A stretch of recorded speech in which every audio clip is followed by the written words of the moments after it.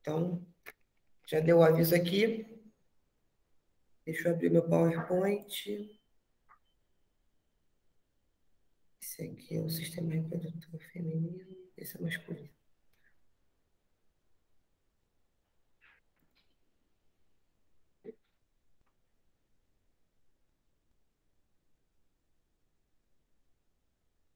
Eu vou compartilhar minha primeira janela aqui com vocês.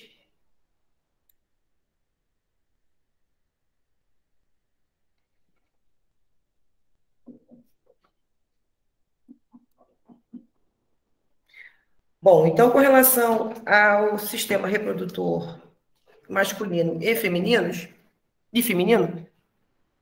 esses dois sistemas, tá? Eles são formados aí pelas gônadas responsáveis pela secreção, né? Pela produção e secreção, através dos controles hipotalâmicos, dos hormônios sexuais, né? Dos hormônios esteroides, relacionados, no caso do sistema reprodutor masculino, à testosterona, e ao sistema reprodutor feminino com relação aos hormônios, né, o estrogênio e a progesterona, que são hormônios relacionados tanto à produção dos óvulos, como também da implantação desse óvulo fecundado na camada uterina denominada de endométrio, tá? Que é a camada que é formada nesse processo aí que nós chamamos de ciclo menstrual, ou seja, o momento que a mulher começa a se preparar e aí em nível aí relacionado à parte reprodutiva, tá? Então ela começa a se preparar para gerar um novo ser. E aí a gente vai ver na aula gravada que eu tenho vários eventos dentro desse ciclo menstrual que são importantes para esse processo de produção desses gametas que são produzidos por essas gônadas e também sobre o controle hormonal e nervoso desse processo, tá? Então, a reprodução humana, ela vai ser composta por esses eventos biológicos, né? Que eles são essenciais para o processo de preservação da espécie, né? Então, de forma evolutiva, né? Se a gente pensar num contexto evolutivo, se eu tenho uma espécie, né? Se eu tenho um animal que tem essa capacidade de se reproduzir, ou seja, que ele possui essa capacidade fértil, né? A possibilidade dele gerar filhotes com metade das suas características hereditárias e principalmente, né, através do sucesso reprodutivo, essa espécie consegue se manter, se adaptar durante mais tempo a esse ambiente, né? Então, o processo reprodutivo é uma das características importantes para esse processo de evolução da espécie. Então, se eu sou uma espécie que eu consigo me reproduzir, que eu consigo produzir gametas e que eu consigo produzir nesse processo de fecundação, né, os filhos ou os filhotes que vão possuir metade da minha carga genética, no caso dos progenitores, né? No caso das fêmeas, né? Os filhotes eles são correspondentes a 50% das características do pai, 50% das características da mãe. Então, essas células sexuais, né, esses gametas sexuais masculinos e femininos, eles possuem o que nós chamamos de características genéticas, né? O nosso genoma está contido ali. E aí, como células haploides, que são esses gametas, né? Eles vão possuir 50% dessa característica. Porque a gente sabe que, evolutivamente falando, né? E na parte embrionária, quando eu tenho a fecundação, quando eu tenho a ligação do óvulo com o espermatozoide, né? Ou seja, quando eu tenho aí a ligação das células sexuais, dos gametas produzidos pelas fêmeas, que são os óvulos, e dos espermatozoides, que são os gametas masculinos, no processo dessa fecundação, eu tenho formação de uma célula-ovo ou zigoto, que vai se desenvolver durante esse processo aí de divisão embrionária, formando um novo indivíduo, que vai ser aí metade da característica do pai e metade da característica da mãe. E se essa espécie consegue produzir esses filhotes, que também são filhotes férteis, ou seja, que também são filhos que têm essa mesma capacidade reprodutiva, isso significa que essa espécie venceu a seleção natural, né? Ou seja, ela conseguiu se adaptar ao meio que ela vive, ela tem sucesso reprodutivo, ela consegue perpetuar a sua espécie e consegue também preservar as suas características genéticas naquele ambiente, tá? Isso do contexto evolutivo. No contexto anatômico e fisiológico, né, a reprodução humana, também conhecida como reprodução sexuada, por quê? Porque eu preciso, né, tanto do indivíduo que produz os gametas sexuais masculinos, como o indivíduo que vai produzir e vai liberar os gametas sexuais femininos, tá? E esse tipo de reprodução, que é uma reprodução assexuada, é uma reprodução importantíssima, porque ela vai garantir o que nós chamamos de variabilidade genética, né? Porque eu tenho a junção, eu tenho a mistura de 50% desses genes que são produzidos pelo sistema reprodutor feminino e 50% produzidos pelo sistema reprodutor masculino. Então, eu consigo produzir indivíduos com características variadas e que isso vai possibilitar, de forma evolutiva, o processo de adaptação, ou seja, o processo que o indivíduo consegue vencer a seleção natural, tá? Que é uma pressão desenvolvida pelo meio, ou seja, existem alguns fatores relacionados ao ambiente que nós vivemos que podem, né, ou nos perpetuar naquele ambiente, ou pode nos deletar daquele ambiente, né? E aí, com o processo de reprodução sexuada e com o aumento dessa variabilidade genética, esse indivíduo consegue, ao longo do seu processo evolutivo, desenvolver, não criar, tá, gente? Porque você não cria variabilidade, né? É aquela velha história das bactérias resistentes, que ficam resistentes por conta da automedicação relacionada a antibióticos, né?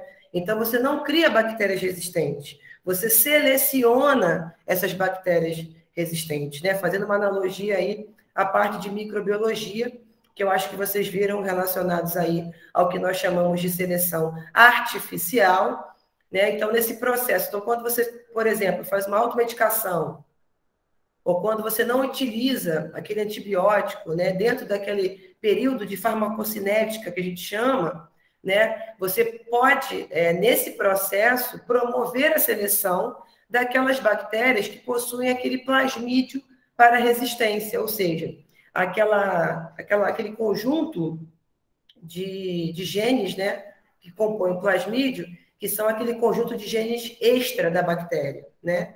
Então, quando você faz essa automedicação, ou se você utiliza essa medicação em excesso, ou não utiliza da forma correta relacionada à posologia da medicação, você vai desenvolver nesse processo uma seleção artificial, né? Ou seja, você vai favorecer aquelas bactérias que têm o plasmídio de resistência, né? Normalmente, as que não têm acabam morrendo nesse processo de antibiose, e aquelas que sobrevivem, elas conseguem transmitir esse plasmídio da resistência para aquelas supostas bactérias que não possuem, que fazem parte da sua microbiota intestinal, ou da sua microbiota do trato, enfim, vaginal, ou outros locais onde nós temos aí uma grande quantidade de bactérias, né, que são importantes para a questão fisiológica do corpo, né, que nós chamamos de nossa microbiota ou nossa flora residente.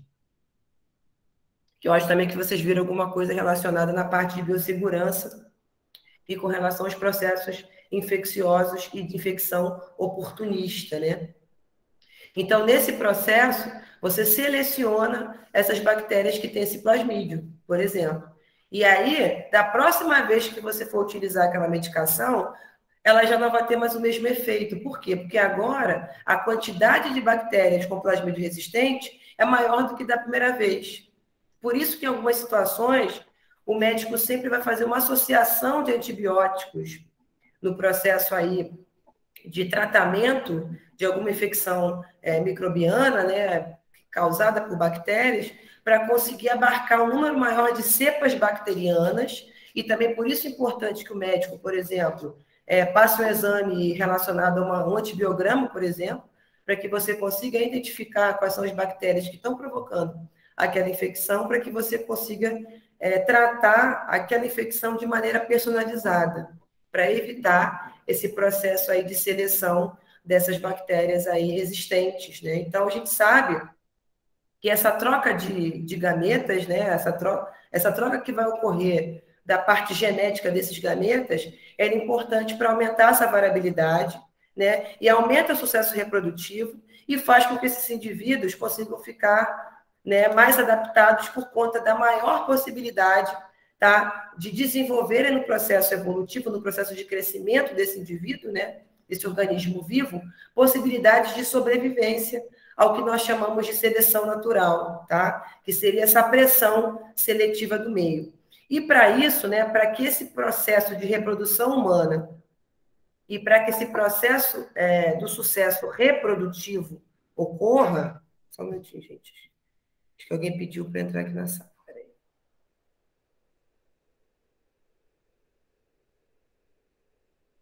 Vanessa.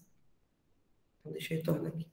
Tá? Bom, então, voltando aqui. Então, para que eu consiga, né, ter uma maior variabilidade nesse processo reprodutivo, né, alguns eventos biológicos, que nós chamamos de eventos essenciais, tá? Eles são importantes para a preservação dessa espécie, e no caso que a gente está vendo aqui da parte de anatomia e fisiologia do sistema reprodutor humano, para a nossa preservação e para a nossa sobrevivência no meio, tá? Então, a reprodução humana, ela vai ser um conjunto desses eventos, ou seja, desses mecanismos fisiológicos, tá? Que são mecanismos bem complexos, e aí eu também vou ter estruturas importantes anatômicas, né? Que é o caso das gônadas, no caso dos homens, relacionados aí à bolsa escrotal, aos testículos, ao pênis, e toda a estrutura de ductos, tá? E de glândulas que estão relacionadas ao sistema reprodutor masculino, e também com relação às mulheres, né? Com relação às fêmeas,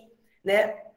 Os ovários, que são as gônadas sexuais femininas, ao útero e todas as estruturas anatômicas e fisiológicas que serão formadas e produzidas no processo de gestação. E eu estou falando relacionado aí ao saco vitelínico, com relação ao cordão umbilical, né, a preparação do endométrio para a implementação desse óvulo fecundado, tá? Então, também, esses eventos anatômicos fisiológicos, eles também fazem parte aí da nossa constituição, né?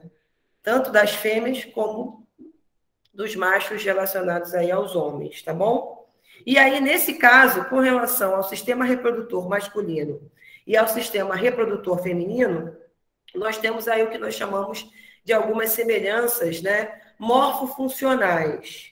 Por quê? Porque tanto o sistema reprodutor masculino como o sistema reprodutor feminino, eles vão derivar do mesmo tecido embrionário. E aí, ao longo desse processo embrionário, né, com a secreção desses hormônios sexuais, né, no caso da testosterona e no caso do estrogênio, vai definir se maior ou menor quantidade, vai definir se esse indivíduo, né, biologicamente falando, e aí eu estou tirando todo o contexto psicológico, os processos específicos relacionados à transgenia, né, enfim, ou algum tipo de processo ligados ao hermafroditismo. Então, tirando essas relações, que são relações relacionadas a exceções com relação à parte da formação do aparelho reprodutor dentro de um contexto biológico, tá? Tirando essa questão relacionada a outros eventos psicológicos ou relacionados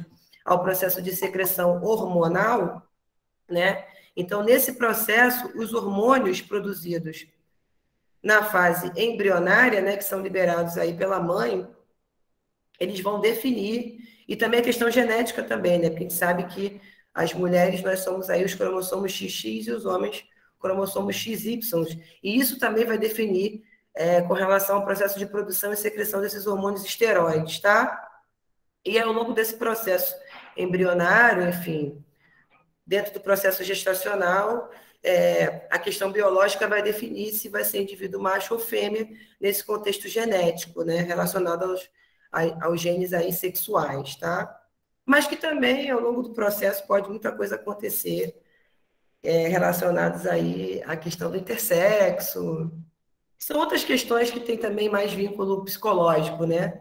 que antigamente eram temas que até então eram desconhecidos, mas que hoje a gente tem uma literatura muito legal relacionada aí à questão da transgenia, dos intersexos.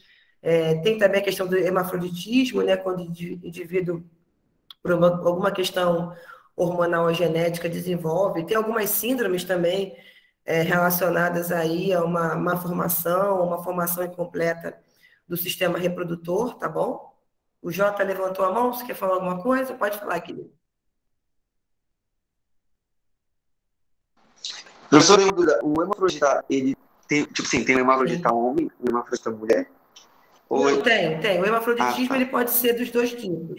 E aí, o hermafroditismo ele vai estar relacionado com essa formação, né, conjunta paralela de tanto das gônadas sexuais masculinas e femininas, mas nesse caso, alguma dessas estruturas vai estar atrofiada no indivíduo, tá? Ou o cara não vai ter, por exemplo, se for um hermafrodita masculino, ele tem inserido, né, os ovários, mas que possivelmente, dependendo da situação, podem estar atrofiados, ou no caso das mulheres, com relação às gônadas, os testículos também podem estar atrofiados, né? Porque a questão do testículo, ela tem um tempo embrionário, eu acho que até o 7º período de gestação é quando nos homens, nos meninos, né, o testículo ele se encaminha para o saco escrotal, ele desce, né? Ele fica normalmente na região da cavidade pélvica, e aí no processo embrionário ele desce, acho que no 7º mês de gestação, tá? E aí é aí que pode acontecer aqueles erros no processo de divisão, erros no processo de desenvolvimento embrionário, erros no sentido do processo mutacional, tá? E aí pode ser que o indivíduo talvez não desça os testículos, né? Ou desça só um. No caso das mulheres também pode ser que se desenvolva a gônada sexual feminina ou ela fica atrofiada, especificamente na questão do hermafrodita, né? Eu acho que tem uns anos atrás teve aquela de Nancy, né? Que é a atleta acho que é de judô, se eu não me engano, que acho que num período aí de uma Olimpíada, que eu não me lembro agora qual foi o ano, gente, às vezes eu esqueço essas datas, ela passou por um exame antidoping, aí caiu no antidoping, aí foi banida por conta da questão dos hormônios sexuais masculinos, porque a gente sabe, né, que alguns atletas, eles ministram hormônios esteroides nesse processo de preparação para campeonatos aí mundiais, e eventualmente pode ser que eles caiam na malha fina do antidoping, e muito daquele, como o doping ele não é uma prática aceita, né, no Comitê Olímpico, nem brasileiro nem internacional, esses atletas acabam ficando afastados ou até banidos aí do esporte, por conta da administração de hormônios esteroides, né, de anabolizantes, para aumento de massa muscular, né, para diminuição da fadiga, para aumentar o desempenho, enfim, esportivo. A administração de hormônios sexuais, ela, dependendo da situação, ela pode ser feita, né? Para que, de repente, você hormonize aquele indivíduo para que ele tenha uma tendência a ficar mais, enfim, masculinizado ou mais feminilizado, mas eu estou falando no sentido biológico, tá, gente? No sentido psicológico da coisa, de como você se identifica com relação ao seu gênero, aí já são outras questões, tá? Porque tem a questão biológica, que é uma questão importante, mas eu também tenho essas nuances relacionadas à identidade de gênero, né? Então, tem os cisgêneros e tem os transgêneros. Então, se eu sou cisgênera, se eu nasci mulher e eu me olho no espelho e me identifico com o gênero feminino, eu sou uma mulher cisgênera, né? Ou seja, eu me identifico com a imagem que eu vejo no espelho. Agora, se eventualmente eu não tivesse essa identificação, né? No caso, eu nasci mulher, né? Fêmea, e eu olhasse no espelho e não me identificasse com essa característica biológica, eu seria uma transgênero, né? E aí, de repente, por questões relacionadas a um conforto maior psicológico, né? A uma definição maior da minha identidade de gênero, eu poderia partir para esse processo de hormonização ou de redesignação sexual, que também acontece muito, para que o indivíduo, aí sim, fisicamente falando, né, com relação às características físicas, passe a se identificar mais com um gênero que psicologicamente ele se identifica mais. Mas essas são questões mais da psique humana, enfim, que eu até posso depois montar uma aula só sobre isso, que eu acho muito interessante, E aí é até também importante definir isso também algumas sim, vezes. muito complexo. É muito complexo, mas é um campo muito vasto, tanto da parte biológica, biomédica, como a parte psicológica. E eu acho que é um ponto também que hoje, eu acho que com o advento enfim, do conhecimento e das pesquisas relacionadas a essa área, né, do que nós chamamos do LGBTQI+, e outras coisas relacionadas a essa questão da identidade de gênero, da orientação sexual, eu acho que também são importantes de definir, porque vocês vão enfim, talvez dar de cara com, por exemplo, um transgênero masculino e feminino no SUS.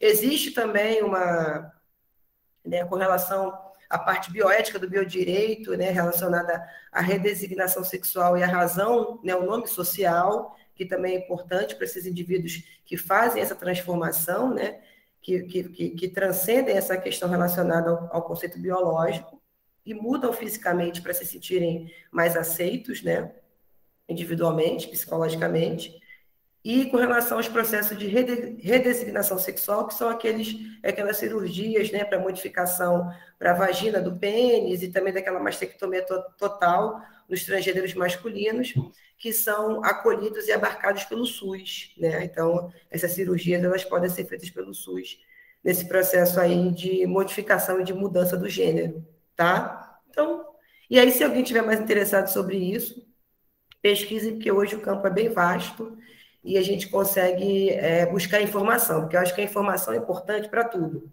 Se você tem informação, você começa a não gerir o que nós chamamos de preconceitos, né? Então, se eu não sei, eu não julgo, né? Eu procuro descobrir o porquê, eu busco informação para aquilo e depois, dentro da minha questão, eu defino se eu concordo ou discordo com aquilo. Mas tirando isso, e tirando conceitos que são, de fato, comprovadamente científicos, né? Cada um tem a sua opinião, mas acho que o respeito e a não prática do preconceito, né, para esses indivíduos que eventualmente vão se modificar ao longo da vida, né? Eu acho importante a gente também ter um olhar mais acolhedor e um olhar mais atento a essas questões, tá? Porque hoje a gente vê mais essas questões relacionadas à parte da transgenia, né? Crianças também que já podem entrar nesse processo aí de mudança, né? Pequena, né? Gradativa dessas mudanças físicas, tá? Mas no contexto biológico, a gente define o gênero masculino por conta das gônadas e por conta da maior concentração de hormônios sexuais, no caso dos homens, a testosterona, e no caso das mulheres, o estrogênio e a progesterona, tá? Então, deixa eu voltar aqui, que agora eu vou começar a falar com relação ao aparelho reprodutor masculino, tá? Então, eu vou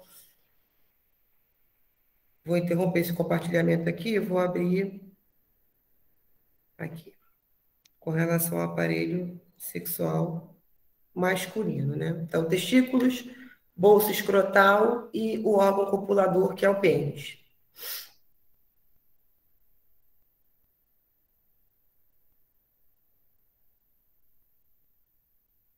E que também é muito importante, né, a gente entender e a gente conhecer o nosso aparelho reprodutor, né, no caso das meninas, dos homens.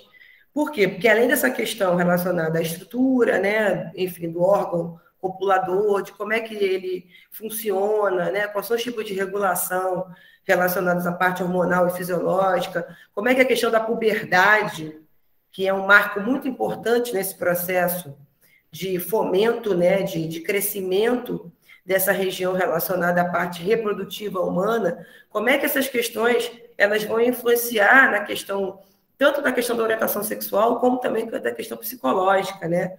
Porque a gente sabe que esse período de puberdade, onde eu tenho uma explosão desses hormônios sexuais femininos e masculinos, que estão relacionados tanto à formação, né, das gônadas, como também das nossas características sexuais secundárias, ou seja, o que nos define sexualmente e fisicamente, homens e mulheres nesse processo, né, do processo biológico, isso vai estar influenciado com esse processo de puberdade, né? Então, normalmente o período de puberdade, ele se inicia aí por volta dos 10, 11 anos, né, que seria uma pré-adolescência, e vai até aí o marco dos 18, e para alguns adolescentes até o marco dos 19 anos, que seria esse processo aí onde o indivíduo vai saindo, né, da infância e entrando no início da fase adulta, né? Então, esse gap, né, esse meio do caminho, esse intervalo da adolescência, ele é um processo que a gente chama de forma endócrina, né, de forma hormonal.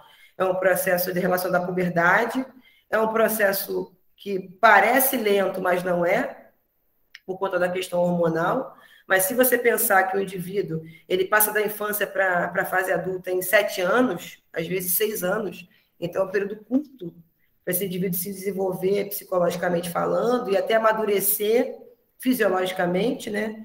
Por isso que a gente vê algumas complicações relacionadas à gravidez na adolescência, esse período de mais rebeldia, de mais transgressão que faz parte da adolescência, que é muito focado na questão hormonal, e essa parte reprodutiva humana também está ligada ao processo de controle, né, do processo reprodutivo e também o que nós chamamos de educação sexual. Então, é importante a gente definir e a gente entender como o nosso corpo funciona também na questão sexual, da relação sexual, porque isso vai impedir, por exemplo, alguma coisa relacionada a uma gestação fora do período relacionado, né, psicológico e até fisiológico dessa criança, né, dessa adolescente que vai passar.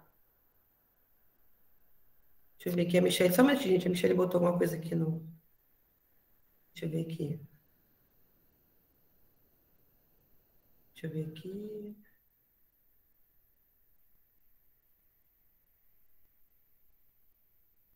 Tá. Tá bom, queridas. Deixa eu ver aqui. Tá bom, tranquilo. Tá, então, com relação ao sistema nervoso, então eu vou deixar aberto, tá, o formulário até amanhã, no máximo. E aí, o pessoal que não conseguiu finalizar, por favor, então finalizem até o dia 17, tá bom? Tranquilo, já vi aqui e já deu ok, tá? Então, não vou fechar o formulário hoje, não. Vou deixar até amanhã, vocês finalizem aí as avaliações, e aí para poder eu conseguir já enviar a segunda parte da avaliação de sistema nervoso. Mas fiquem tranquilas, tá? Vai estar tudo certo e vai dar tempo de a gente conseguir fazer tudo. Aí teremos também esse período aí de descanso, tá bom? Então, fiquem tranquilas que vai dar tempo. Então, deixa eu voltar aqui. Onde é que eu parei? Estava falando... Ah, tá. Tá, voltei. Lembrei. Então, eu vou...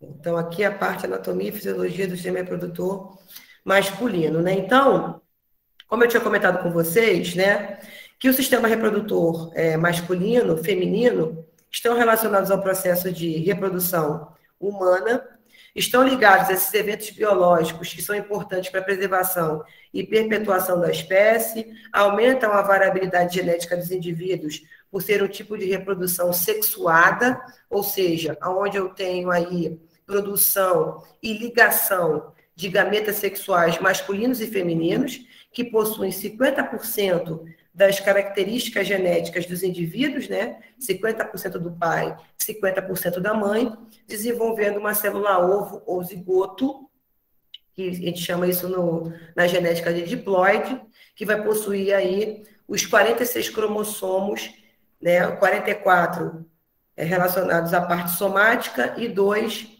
relacionados aí, né? No caso, um par de cromossomos sexuais que vão definir homens e mulheres nesse processo, né? Vimos também que tanto o sistema reprodutor masculino como feminino, eles têm aí semelhanças morfofuncionais que vão derivar do mesmo tecido embrionário, né? Então, no caso das gônadas, por exemplo, né, existe um processo genético evolutivo ligado ao que nós chamamos de gametogênese, né? Que seria a formação dos gametas sexuais. No caso dos gametas sexuais femininos, os óvulos, e no caso dos homens, os espermatozoides, tá? E aí, tanto óvulos como espermatozoides, nesse processo de gametogênese, eles vão diferir com relação à parte da duração, tá? Do seu processo produtivo, né, da produção, dos gametas. Então, nas mulheres, ele vai entrar no caso do ciclo lá daqueles 28 dias a 30 dias, algumas mulheres com ciclo menstrual até de 34 dias, 35 dias, relacionados à produção do folículo e amadurecimento do óvulo. E no caso dos homens, um pouco mais rápido no processo de produção e maturação dos espermatozoides e formação do líquido seminal, né? Que é responsável aí no processo de ejaculatório, tá? No processo da cópula, relacionada à injeção desse sêmen no canal vaginal para que ocorra o processo de fecundação. Então, tanto na parte da educação sexual, da parte relacionada à reprodução humana, tá? Então, todos esses eventos fisiológicos e anatômicos estão relacionados aí ao sistema reprodutor e também são importantes para a formação de um novo indivíduo, né? No caso do filho ou dos filhotes, se a gente pensar num contexto de fisiologia comparada com outros animais, que também têm aí essa capacidade reprodutiva, tá? Então, com relação ao sistema reprodutor masculino, né? Ele vai ser formado aí por algumas estruturas importantes, tanto relacionados ao processo secretório, no caso das glândulas, como também com relação às gônadas masculinas, tá? Que são responsáveis pelo armazenamento desses espermatozoides, né?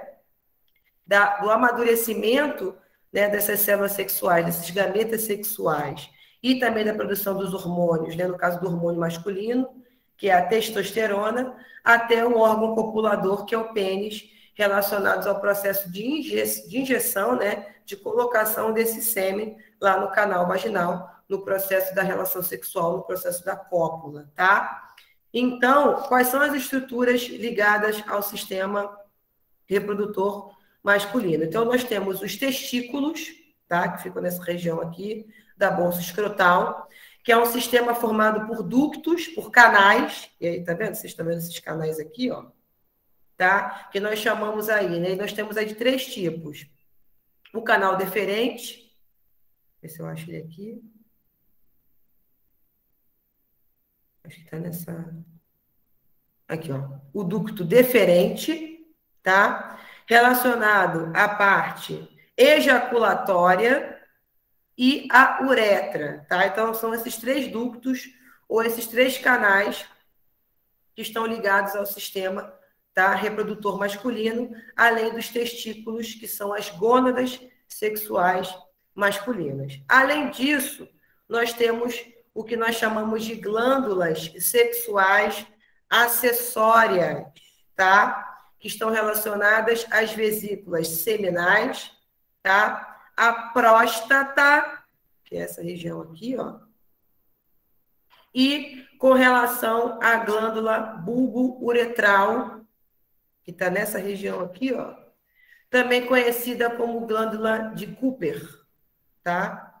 Então, eu tenho, dentro da questão anatômica do sistema reprodutor masculino, os testículos, né, que são bilaterais, né, que são impares, um sistema relacionado aos ductos ligados ao canal deferente, né, o ducto deferente, ao ducto ejaculatório e à uretra. E aí, não sei se vocês se lembram, lá na parte do sistema excretor, que no caso dos homens, né, o canal por onde perpassa a urina e por onde é liberada a urina, né, no canal uretral, que está contido lá no pênis, né, então a uretra, ela vai ser um canal que vai dividir função, né, tanto no processo mictório, né, ou seja, quando o homem vai liberar a urina nesse processo de micção, e também no processo ejaculatório, né. No caso das mulheres, a gente vai ver que são ductos diferentes, né? Um que vai liberar correlacionado à menstruação e a parte, né, onde está o canal uretral, por onde vai sair, né, o xixi, no caso das mulheres, né, do canal vaginal. No caso dos homens, a uretra tanto vai ter essa função no processo ejaculatório, como também no processo de mictório, né, no processo de micção.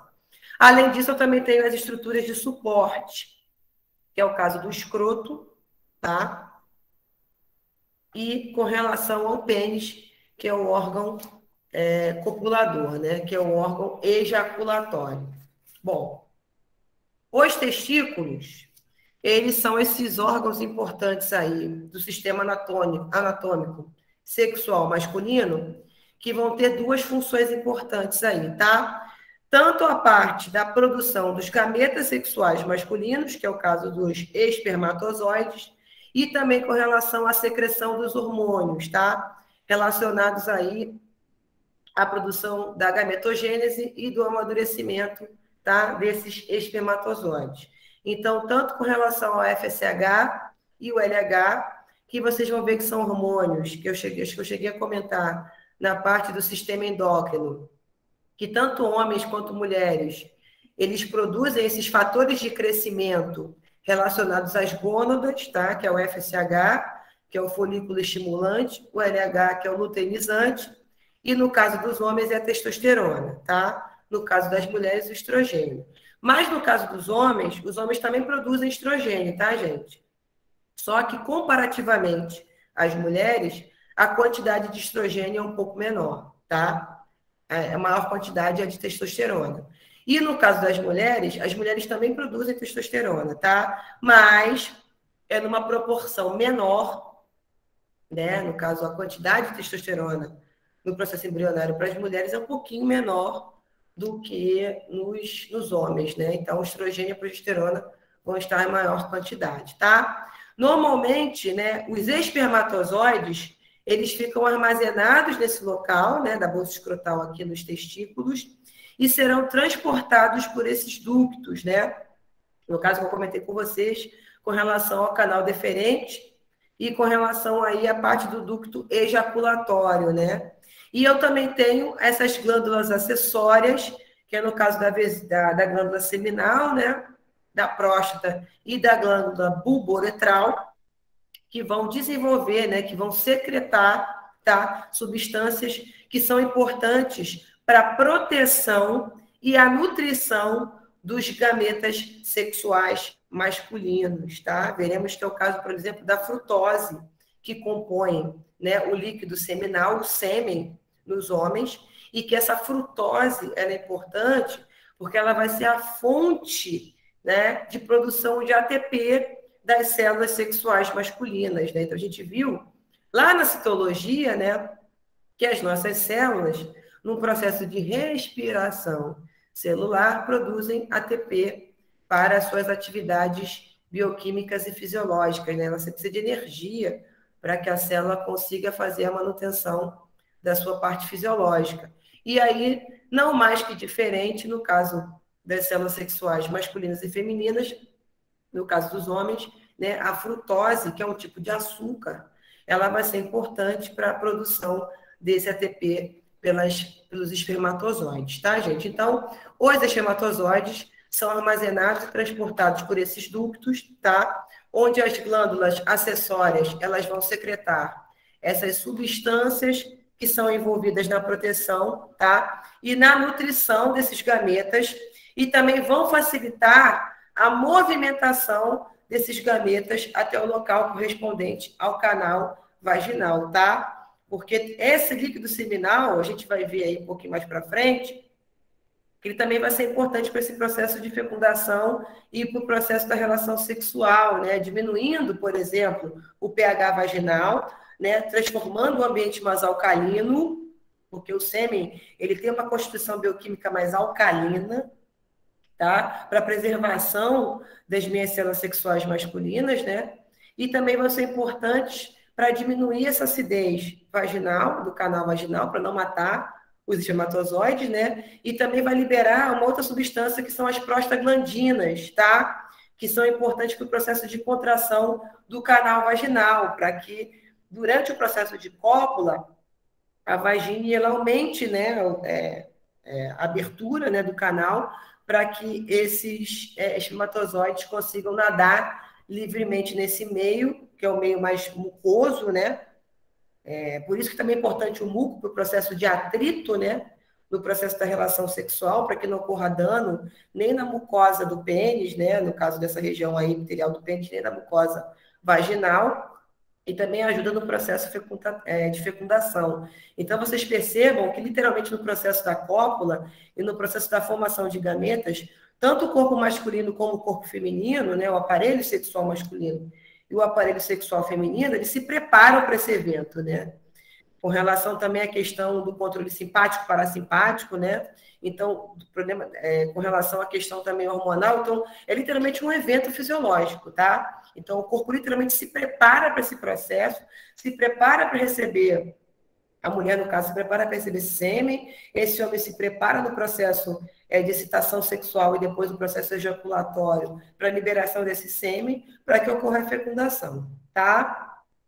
Outra coisa importante, né, que esse processo de movimentação do processo copulatório, ele também é importante para que eu tenha transferência, tá, desse sêmen, ou seja, desses espermatozoides, porque o sêmen ele é formado pelos espermatozoides e por esses líquidos liberados por essas glândulas acessórias sexuais masculinas, e que ajudam no processo de transferência durante o ato sexual através do pênis, né, que é o órgão copulador, tá?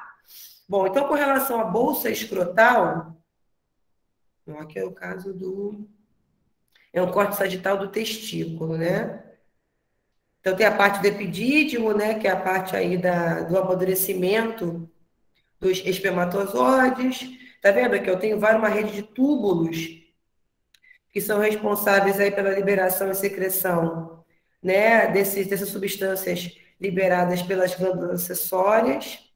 E aí, então, nessa região aqui, ó, do escroto, então, o escroto, né, ou a bolsa escrotal, tá? Ela tem uma pele mais frouxa, tá? E uma que nós chamamos também de fáscia muscular mais superficial, tá? Que se prende na base do pênis, tá? Então, anatomicamente falando, o escroto ou a bolsa escrotal, ela vai ter essa pele mais frouxa, essa fáscia mais superficial, que vai pender da raiz do pênis, tá? E aí essa bolsa escrotal, ela vai ser importante para o suporte dos testículos, tá? A localização e a contração, tá?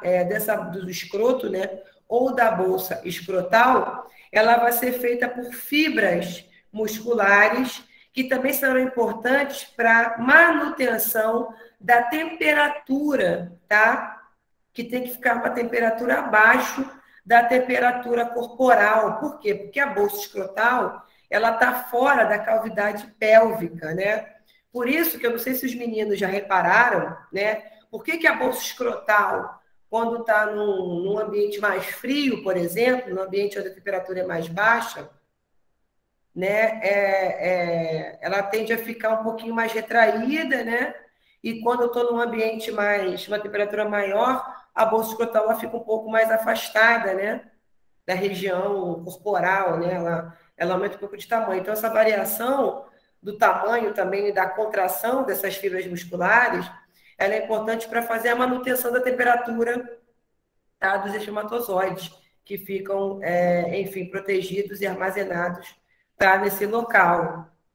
E aí, eu tenho dois músculos importantes nesse processo, tá? Que é esse músculo aqui que a gente chama de cremaster, que é uma faixa, né, de músculo esquelético, que normalmente ele tem aí, lá no que nós chamamos de funículo espermático, tá? Que vai ser uma continuação, tá vendo? Ó, dessa musculatura interna do abdômen, tá? Que é essa parte aqui do oblíquo abdominal, tá? Então, esse músculo cremaster, ele é uma continuação, tá? Desse músculo aqui da parte abdominal, que é o músculo oblíquo interno, tá? A gente vai ver isso na parte do sistema locomotor, com relação a alguns músculos importantes do corpo, tá?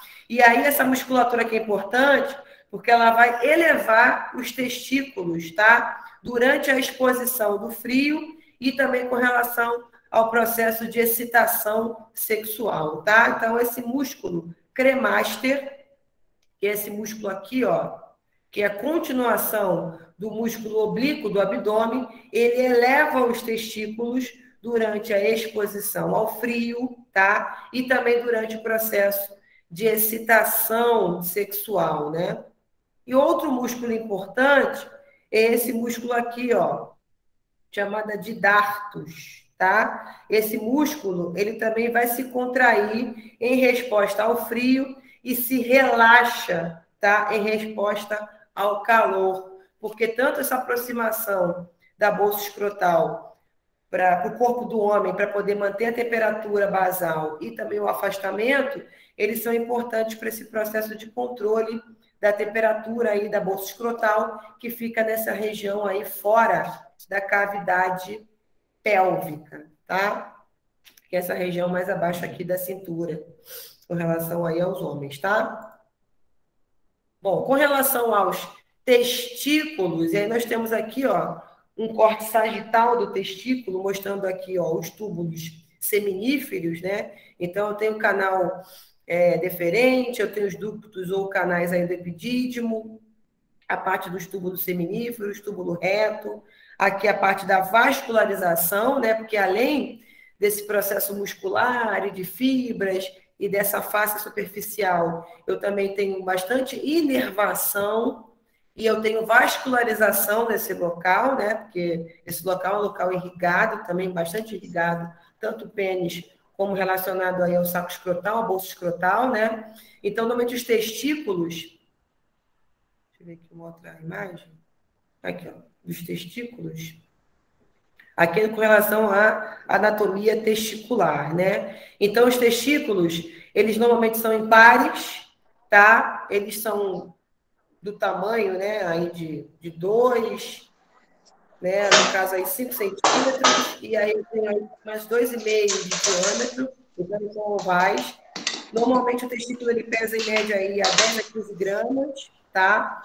São as estruturas glandulares que vão secretar os hormônios sexuais que são envolvidos, tá? No processo da espermatogênese, que é a parte da criação e produção dos espermatozoides, e também do que nós chamamos de características sexuais secundárias, tá? Então, com relação ao engrossamento da voz, a produção aí dos pelos pubianos, dos pelos, do engrossamento dos pelos corporais, né, no caso dos meninos, com relação ao aparecimento do tônus muscular, tá? E do também processo ejaculatório, também são situações ligadas às características sexuais secundárias, que também são moduladas aí pelos hormônios sexuais masculinos. Também estão relacionados aos testículos a fertilidade humana, né, a capacidade que esse homem tem de produzir gametas para a perpetuação da espécie, né? Então, normalmente, o período de produção dos espermatozoides ele é um pouco menor do que dos ovários, produzindo aí os óvulos, né? E a gente até brinca na questão evolutiva que o homem ele quer, enfim, semear uma sementinha, porque sêmen vem do grego de semente, né? E aí eu me lembro que nesse processo de descoberta, né, das células, né, dos primeiros microscópios, o sêmen já foi analisado nesses microscópios. E aí os pesquisadores chamavam de pequenos homenzinhos, né, de homínculos, né, os espermatozoides. Então, eles também são envolvidos no processo de fertilidade humana, tá? E, normalmente, a produção aí dos espermatozoides, ele é controlado pelo sistema nervoso central, tá? Então, eu tenho um recontrole relacionado, né, à parte dos hormônios hipotalâmicos, né? Que são aí os fatores de crescimento, ou também chamado de gonadotrofinas, que tem esse recontrole hipotalâmico, e também das gonadotrofinas aí, hipofisárias, estão relacionadas ao desenvolvimento embrionário, né? Normalmente a formação dos testículos se inicia nos rins e aí desce para o escroto, através do que nós chamamos de canais inguinais. Deixa eu ver se aparece aqui nessa imagem. Aqui, ó, o funículo espermático que eu comentei com vocês com relação ao músculo cremaster. Tá? E aí isso vai ser evidenciado no processo embrionário próximo aí aos rins, e aí esse testículo, ele desce através dos canais inguinais no 7º mês aí de gestação, né? Em alguns homens pode ocorrer um processo chamado de criptotorquidismo, que é quando, às vezes, o testículo não desce, né? Nos meninos, às vezes só desce um testículo, e às vezes até os dois não conseguem descer, e que também podem estar relacionados aos processos aí, ao hermafroditismo, né? Então, o criptorquidismo vai ser essa não descida do testículo nesse processo, né? Nós temos aí os túbulos seminíferos, que fazem parte desse processo de amadurecimento e que também vão ser importantes aí para o trajeto dos espermatozoides maduros pelos ductos, tá? Tanto o ducto ejaculatório como o ducto deferente, né? O canal deferente. Eu também tenho informação aí das células germinativas, né? E aí eu também tenho as células de Sertoli, que fazem parte dos túbulos seminíferos. As células de Sertoli, elas são células importantes aqui, ó, as células de Sertoli. São células importantes para a nutrição e armazenamento desses espermatozoides, tá? E o tecido intersticial, que vai formar os testículos, eles são importantes porque eles envolvem os túbulos que contêm os vasos sanguíneos, tá? E as células produtoras de testosterona, que são as conhecidas células de Leydig, que são essas células aqui, ó.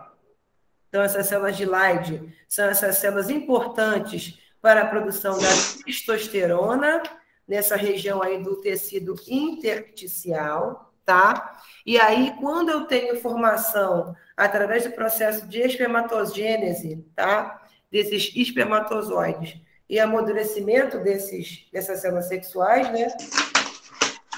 Elas vão ser liberadas aí pelos ductos. Deixa eu colocar aqui para vocês. A imagem aqui dos ductos, né? Deferente esquerdo e direito. A parte do ejaculatório. Sim. Dá licença. Eu gostaria de pedir, a gente está mandando mensagem para o Jota fechar o áudio, que está fazendo um barulho muito forte, mas ele está ouvindo. Sim. Acho que agora ele fechou. Obrigada, querida. Obrigada. Eu também estava sentindo um ruído aqui assim no... Vou voltar aqui. Aqui. Sim, eu queria mostrar para vocês. Gente, eu deixei o áudio ligado e fui ali pro banheiro. Fui com o fone no ouvido e não vi que estava ligado. Eu ia perguntar uma coisa rapidinho, professora, um negocinho aqui. Eu acho que é epidídimo o nome. Sim. Um negocinho que fica em cima. Qual a finalidade dele no organismo? Então, no caso do epidídimo, ele vai ser importante para amadurecimento, tá? Ele vai, é um momento que vai maturar os seus espermatozoides, que depois vão ser encaminhados pelos ductos até o processo de cópula e ejaculação, tá bom? Então, olha só, então correlacionado aqui, ó, esse quadro, ele tem aí o resumo relacionado aos componentes do sêmen, né? Que é liberado no processo ejaculatório. Deixa eu botar aqui um pouco mais aqui para frente. Aqui. Então, nós temos lá dos componentes ligados ao sêmen. Então, para motivo de curiosidade, né, para meninos e meninas, que eu também acho um dado importante aí, é importante a gente entender todos os líquidos e todas as secreções que são produzidas no nosso corpo e a função, e principalmente a composição química, né? Para a gente entender melhor o funcionamento do corpo. Então, o sêmen ele vai ser composto pelos espermatozoides, né? Que são os gametas sexuais masculinos, que são liberados aí, produzidos pelos túbulos seminíferos. O muco, que é uma parte de lubrificação, que vai ser desenvolvido aí, produzido pelas glândulas bulbouretrais. Não sei se você sabe, mas o sêmen também tem água, tá?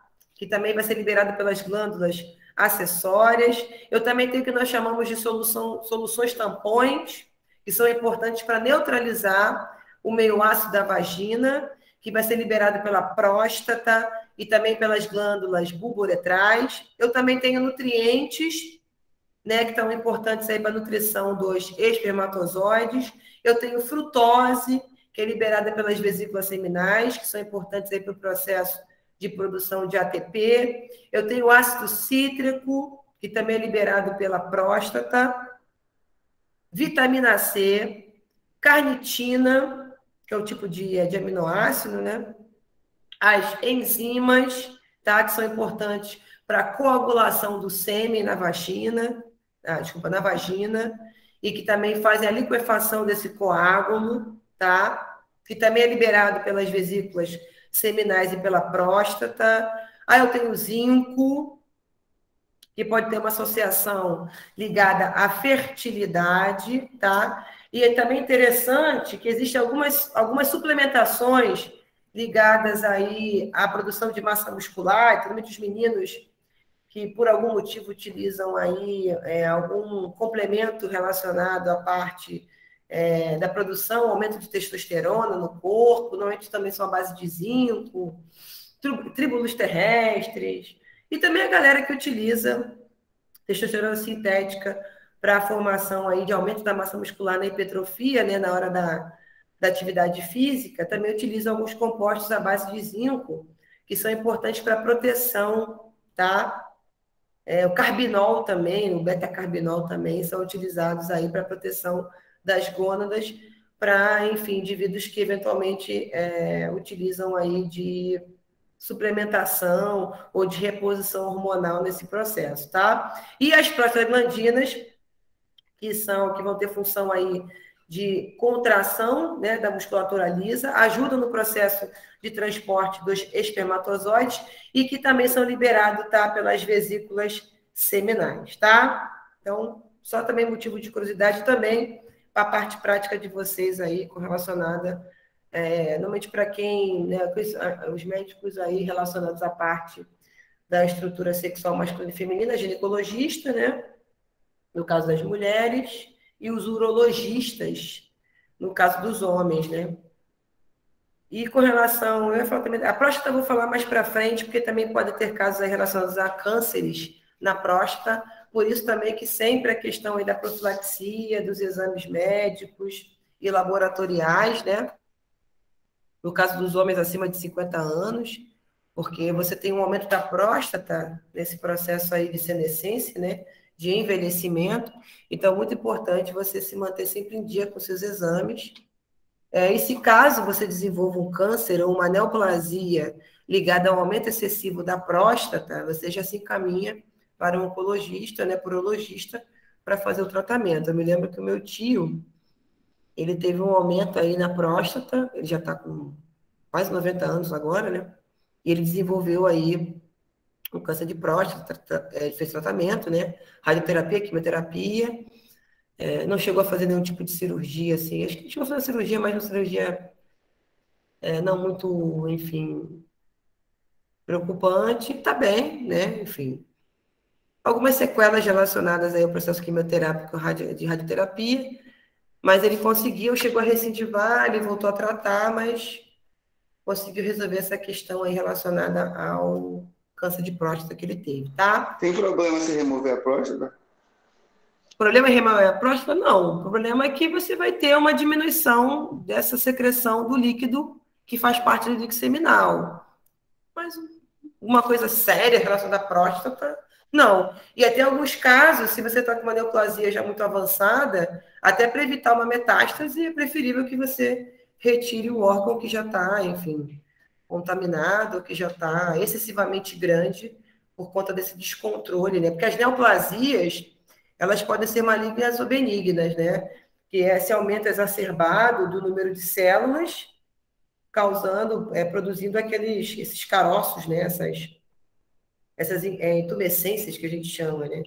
Então, dependendo do quadro clínico do paciente, se eventualmente ele tiver que fazer uma cirurgia, mais uma questão também profilática para evitar que você tenha distribuição, né, na metástase em outros locais relacionados aí à parte sexual ou outros órgãos que são referentes aí ao crescimento dos cânceres, né? A parte oncológica, tá? Então, com relação à parte deixa eu ver aqui, das glândulas seminais, deixa eu voltar aqui para aquela... Deixa eu ver aqui, ó. Glândulas seminais aqui, as vesículas seminais aqui, ó. tá? Então, as vesículas seminais, elas se apresentam em pares, tá? Normalmente elas têm aí por volta de 5 centímetros e elas estão atrás da base da bexiga. Acho que aqui não está aparecendo a bexiga, mas eles ficam atrás da base da bexiga e ficam à frente do reto, tá? E aí essas vesículas seminais, elas são importantes para o processo de secreção, tá? Do líquido seminal, que é um líquido importante que vai regular, tá? O pH da uretra, porque a gente sabe que o xixi tem uma constituição mais ácida, né? E aí, como tanto passa pela uretra, né? No caso o sêmen, como o xixi, eu preciso liberar esse líquido seminal para fazer aí a regulação do pH da uretra e também do trato genital feminino, porque isso é importante, tá? Para aumentar a sobrevida, tá? Dos espermatozoides. Então, esse líquido liberado por essa vesícula seminal, ela tem o que nós chamamos de natureza alcalina, tá? Ou seja, que neutraliza o ambiente ácido. E aí vocês também viram lá na parte de sistema digestório, por exemplo, que eu também tenho liberação de uma substância também alcalina, se eu não me engano, que é controlado pela CCK, né? Que é aquele hormônio colecistoquinona, que é CCK, que vai promover a liberação do bicarbonato de sódio, que é importante para o processo de neutralização do quimoácido, né? Ou seja, do bolo alimentar que vem lá do estômago e que vai ser encaminhado para o intestino delgado. Então, mais aí um componente importante no processo regulatório de pH, no caso específico aqui, com relação à natureza alcalina do líquido seminal, que vai neutralizar, tá, o ambiente ácido. E aí relacionado tanto à parte da uretra, como também do trato genital feminino, que é uma coisa importante, né? É compatível, que a gente chama, com a vida dos espermatozoides, tá? Aqui acho que é o aparelho, aqui é a uretra esquerda. Não, aqui é o ureter, né? Então aqui está a bexiga urinária, os ureteres, aqui a região aqui da vesícula seminal, que eu comentei com vocês, que é uma glândula que fica, né? Essa vesícula que fica atrás da base da bexiga e à frente do reto. Aqui também tem a parte prostática da uretra, né? Que vai receber o líquido prostático, né? Que é produzido pela próstata. Aqui nós temos aqui, ó, o duto ejaculatório. Aqui nós temos aqui, ó, o diafragma urogenital. Aqui a base aqui do ramo do pênis. Aqui a parte do corpo esponjoso, né, que a gente vai ver aqui mais para frente. Aqui as glândulas bulbouretrais, que são as glândulas de Cooper.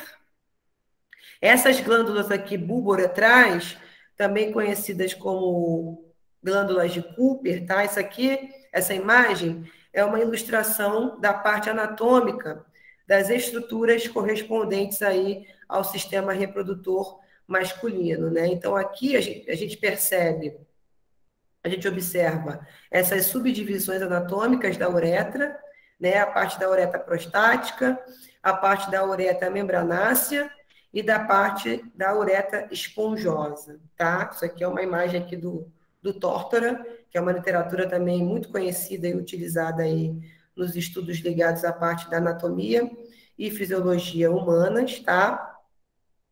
Com relação, né, então continuando a parte aqui da secreção da vesícula seminal, que é importante para a regulação do pH da uretra e do trato genital feminino, importante para a compatibilidade acerca da vida dos espermatozoides, vai ter uma natureza alcalina, que é importante para a neutralização do ambiente o ácido. Eu também tenho a liberação da frutose, que nós já vimos que também é um componente importante, né? Aqui, ó, a frutose. Também vai ter origem nas vesículas seminais, que é uma substância, né? Um açúcar, né? A frutose é um açúcar, que a gente também encontra nas frutas, né? A frutose é o açúcar das frutas. Tem até também aquela brincadeira, né? Ah, porque os homens comerem abacaxi, enfim, para mudar a constituição química do sêmen, né? Enfim, o gosto e o cheiro também. Também tem essa questão, né? A alimentação, né, nos homens também pode influenciar. Algumas medicações também podem influenciar com relação ao cheiro, né? Ou se não, a alcalinidade. Que também, gente, pode estar relacionada com a questão reprodutiva, né? Da fertilidade também, né? A alcalinidade é importante e, às vezes, quando essa região, né, essa secreção não é muito alcalina, isso pode, talvez, danificar ou diminuir, tá? A carga aí dos espermatozoides, talvez diminuir essa característica aí relacionada à fecundação, e aí, em alguns momentos, talvez o casal precise recorrer ao FIV, né, que seria a fecundação in vitro, né, fazer algum tipo de exame relacionado à quantidade de espermatozoides, né, que são questões relacionadas à infertilidade masculina. O uso também excessivo de esteroides anabolizantes, que são a base de colesterol, que são os androgênicos, né, também podem influenciar em feedbacks negativos na produção da testosterona nos testículos, né? E aí isso pode produzir a atrofia das gônadas, ou pode também desenvolver uma infertilidade masculina, tá? Então, a frutose é importante para a produção de ATP pelas células germinativas, né? No caso dos homens, que vão produzir os espermatozoides. As glândulas bulboretrais, que são as glândulas de Cooper, tá? Elas ficam nessa região abaixo da próstata, tá? E aí, essa secreção dessa próstata, né? Normalmente ela vai acontecer no processo de excitação sexual, e aí essa secreção liberada por essa próstata, tá? Ela vai conter um muco que ela vai lubrificar a parte mais extrema do pênis, tá? A parte ali da glande. E aí isso é importante, porque essa produção desse muco, ela diminui, tá? Com relação ao atrito, né, durante a cópula, né? Peraí, gente, tem um mosquitinho aqui voando. Já foi. Que é a parte, né, relacionada à relação sexual, tá? Nós já vimos que o sêmen, ele vai ser, né, composto, né, por esses espermatozoides, que são os gametas sexuais masculinos, que são produzidos pelos túmulos seminíferos, né, que vão se desenvolver lá no epidídimo, que é essa região que fica abaixo aí dos testículos, tá? E aí o sêmen vai conter esses espermatozoides e também vai ser formado, tá, meninos? Vai ser formado por essas secreções, tá? Que são ligadas às vesículas seminal, à vesícula bulbo-uretral, tá? E com relação à próstata, tá? Então, também é um dado importante e também para fins avaliativos, né? Então, o sêmen, ele vai ser essa substância produzida nesse processo de excitação e vai ser liberado no processo ejaculatório, que vai ser formado por esses espermatozoides, tá? E também com relação a esses líquidos que são produzidos por essas vesículas, tá? Por essas glândulas, no caso das vesículas seminais, no caso das glândulas bulbo-uretrais, tá vendo? Ó, que vão produzir muco também, que é uma parte importante do processo de lubrificação, tá? Do pênis. E a glândula prostática, tá? Então, outro nome que a gente dá para a próstata é de glândula prostática, tá? Que vai auxiliar aí na lubrificação, tá? Do pênis, importante para a diminuição do atrito, tá? Na relação sexual. Bom, com relação ao pênis, tá? Que é o órgão copulador, que a gente chama, né? Então, aqui, ó, nessa ilustração, a gente tem aqui todas as estruturas anatômicas correspondentes ao sistema reprodutor masculino, tá? Então, nós temos aqui, ó, a próstata, nós temos aqui a região, ó, da vesícula seminal, nós chamamos de canais deferentes ou ductos deferentes, tá? Que vão encaminhar aí esse sêmen. A parte aqui, ó, da uretra. Aqui embaixo nós temos os testículos, que estão aqui armazenados no escroto ou bolsa escrotal. Aqui, ó, com relação às glândulas bulbouretrais, próstata e uretra. Aqui é a vesícula seminal, então já vimos aqui as glândulas acessórias, os ductos deferente e o ducto ejaculatório. E aí, nessa região aqui do pênis, né? Então, o pênis, ele vai ser um órgão cilíndrico, tá? O pênis tanto é formado... Só um minutinho, só uma molhadinha aqui na minha garganta. Tá? Então, o pênis, ele vai ter um formato cilíndrico, tá?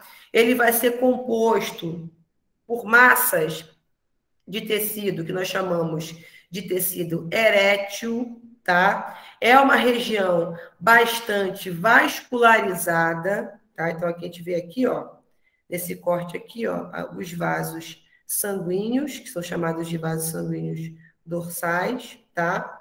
Eu também tenho aqui as artérias centrais, o corpo esponjoso, a região aqui, ó, do orifício que corresponde à uretra, tá? Então, o pênis ele vai ter um formato cilíndrico, composto por essas massas de tecido erétil, tá?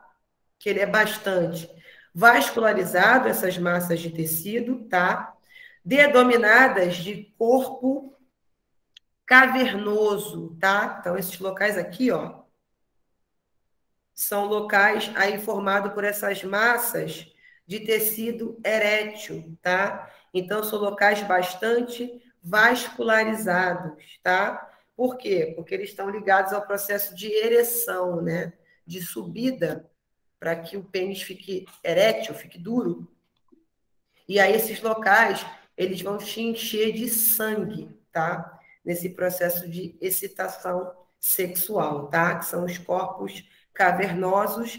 E eu também tenho aqui, ó, o corpo esponjoso, ou corpos esponjosos, tá?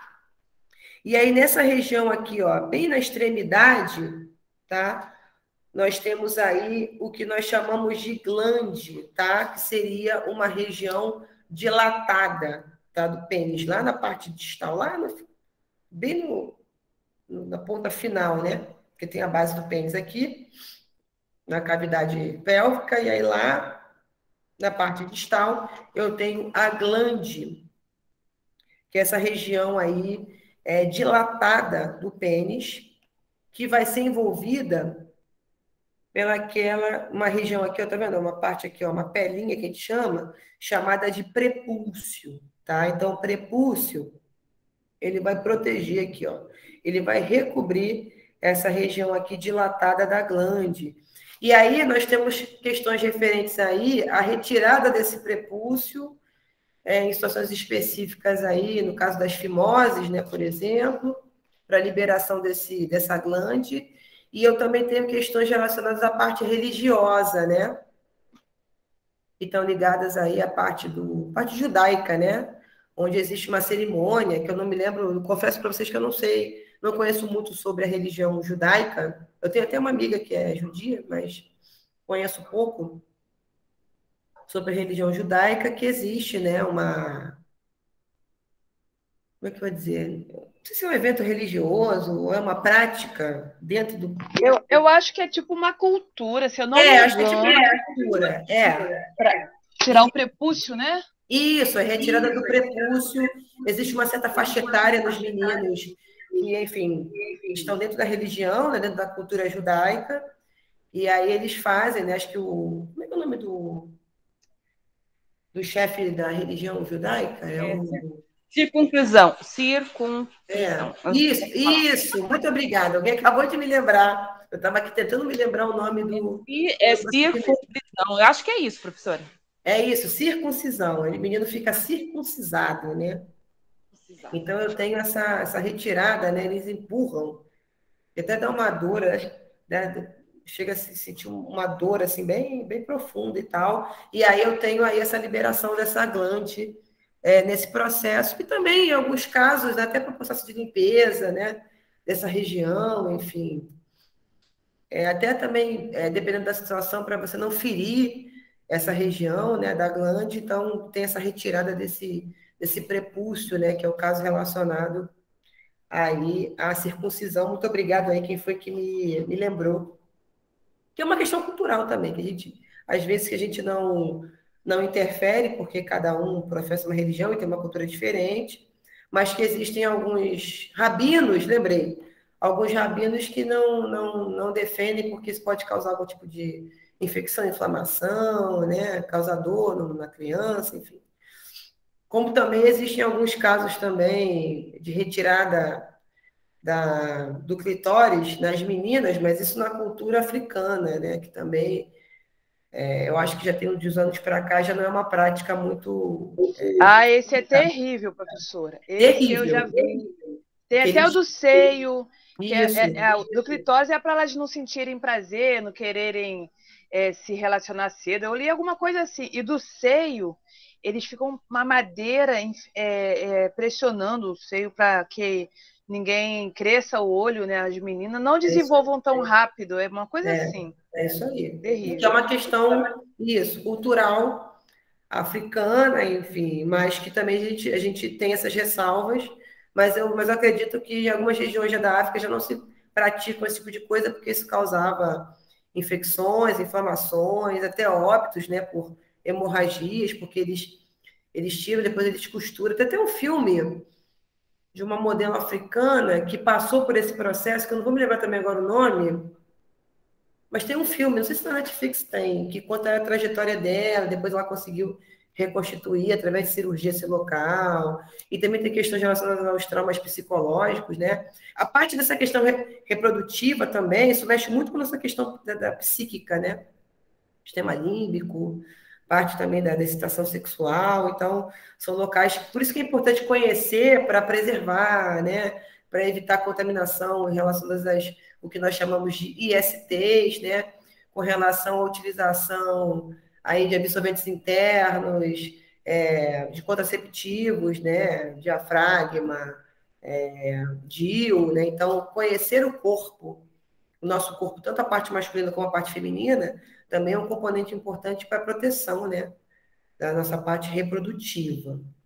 Bom, e aí, para finalizar, com relação a algumas coisas que a gente até já comentou, né, lá na parte endócrino, né, hipotalâmica, né, que nós chamamos aí de hormônios hipofisários, que eu também não vou entrar muito, porque a gente já viu isso na parte de sistema endócrino, né, mas fazendo, então, uma releitura já ligada à parte reprodutiva, no caso aqui dos homens, né, então nós vimos que nós temos esses hormônios hipofisários, que são liberados aí pela hipófise, ou também conhecida como glândula pituitária, que vão controlar, né, a produção do que nós chamamos desses hormônios esteroides, né, sexuais, relacionados à parte dos androgênicos, os estrogênios, que é no caso das mulheres, né, e da progesterona. No caso dos homens, os androgênicos relacionados aí à testosterona e também das gonadotrofinas, né, que são esses hormônios relacionados à parte do crescimento e da estimulação das células germinativas para a produção e maturação dos gametas sexuais masculinos, que são os espermatozoides, né? Então, nesse quadro, a gente tem um esquema geral, tá, desse controle hormonal do processo reprodutivo. Eu também tenho o controle, não sei se eu coloquei aqui para vocês, o controle, acho que tem, aqui é só da alça da retroalimentação. Mas eu também vou ter o controle simpático e parasimpático, né? E a parte do processo ejaculatório, do processo excitatório dos homens, é interessante destacar que eu tanto tenho ativação e atuação do sistema nervoso autônomo, né, na parte simpática e também da parte parasimpática, então é um dos poucos momentos onde eu tenho a estimulação e a ativação dos dois ao mesmo tempo, no processo excitatório e no processo ejaculatório dos homens, do sistema nervoso autônomo simpático e parasimpático. E aí nós já vimos também na parte dos sistemas integrativos de controle e regulação da homeostasia, né? O sistema nervoso central, que vai receber esses estímulos internos ou os estímulos do ambiente, né? Então, tanto a parte interna como a parte visual, né? E também a gente até brinca que os homens são muito visuais nesse processo excitatório, né? Então, a questão de ver uma mulher bonita, interessante, isso pode causar algum tipo de excitação nesse processo aí de relação sexual, né? E do processo ejaculatório, que vão levar essas informações aí para a parte hipotalâmica e hipofisária, que está ligada ao que nós chamamos de retroalimentação negativa, né? E aí eu vou ter estimulação desses hormônios, no caso aqui dos hormônios tróficos, né? E aí no caso do LH, que é o hormônio luteinizante, e do FSH, que são importantes aí tanto para a produção de gametas, tá? Tanto nos homens como nas mulheres, e aí nós temos aí vias integradoras, as vias estimulatórias, e aí também nós vimos com relação às vias eferentes, né, que são responsáveis aí pela condução para os órgãos efetores e correspondentes aí ao que nós chamamos de respostas fisiológicas, no caso das respostas teciduais na produção de gametas, tá? E também com relação à parte homeostática, né? Então, nesse quadro aqui, deixa eu dar uma olhadinha. Tá, é um esquema aí da parte da alça, da retroalimentação aí das gônadas. Então, eu tenho normalmente algum estímulo, sempre eu tenho alguma estimulação que rompe a homeostase, né? Que é correlacionada à parte aí do equilíbrio, que podem aumentar ou diminuir, né? A concentração de testosterona no sangue. Então, nesse caso, nesse quadro, eu tenho aí a diminuição do nível de testosterona, que é um hormônio importante relacionado à reprodução masculina, né? E que aí eu tenho um retorno à homeostasia quando eu tenho essa resposta com aumento, né, da testosterona no sangue. E aí eu tenho receptores ligados à parte hipotalâmica e hipofisária, que vão secretar aquelas gonadotrofinas, que são representadas aqui, ó, pelo esse GnRH, que são os hormônios tróficos relacionados aí à formação do estrogênio, da progesterona e também da testosterona, tá? E aí eu também tenho o controle aí relacionado à questão hipofisária, mais especificamente aqui, ó, a adenopófise, e aí eu tenho aqui diminuição do LH, que são importantes para o processo aí dos órgãos efetores, né, ou tecidos-alvo, que a gente também já viu na parte endócrina, tá? Em que a parte que nós chamamos aí de endocrinocitos, né, que são as células intersticiais, que são as células de Leydig, que são importantes para o processo aí de secreção de testosterona. Por isso que, por exemplo, quando o cara, né, enfim, quando o indivíduo, isso é homens e mulheres, tá? Eles têm essa ministração, e às vezes de maneira descontrolada e sem acompanhamento médico, por exemplo, né, de andrógenos, né, de hormônios androgênicos sintéticos, eu produzo um processo de retroalimentação lá nas minhas gônadas e também com a relação aos meus hormônios hipofisários. Então, eu crio uma estimulação, né? Eu dou uma mensagem para o meu corpo que eu já tenho uma quantidade grande desses hormônios na minha via sanguínea, na minha circulação sanguínea. E aí, consequentemente, eu faço com que as minhas gônadas e com relação... Deixa eu liberar aqui. Com relação à minha secreção dessas minhas gonadotrofinas, eu tenho uma diminuição desse processo, porque o meu hipófise olha e fala assim, ué, já tem uma quantidade grande de testosterona aqui circulante no corpo. Ou no caso, por exemplo, gente, que a gente vai ver isso na parte do sistema reprodutor feminino, com relação aos anticoncepcionais, né? a tal das pílulas anticoncepcionais, né? E também da pílula do dia seguinte. No caso da pílula do dia seguinte, ela tem uma concentração alta aí de hormônios ligados à ovulação e à implantação do óvulo do endométrio, assim como os anticoncepcionais. Então, quando uma mulher, por um processo de controle, né, reprodutivo, ela vai utilizar como contraceptivo, né, cadê? Vou voltar aqui. Com relação aos contraceptivos, né, a pílula, ele faz uma retroalimentação, ou seja, eu injeto uma quantidade de hormônios sexuais femininos na minha circulação, isso gera uma retroalimentação, né, rompendo a minha homeostasia, dizendo lá para a minha adenohipófise, né, dizendo lá para as minhas gônadas, para os meus ovários, que eu já tenho uma quantidade grande, então eles não precisam produzir esses hormônios, e aí eu tenho interrupção do meu processo ovulatório, por isso que a mulher não engravida, né? A princípio, né? Porque eu tenho uma margem aí de erro que não é 100%, que pode ser que eventualmente você utilizando anticoncepcional você possa engravidar, que não é o caso. Mas se você estiver usando de maneira regular, e muitas das vezes, muitas mulheres utilizam isso aí durante muito tempo, né?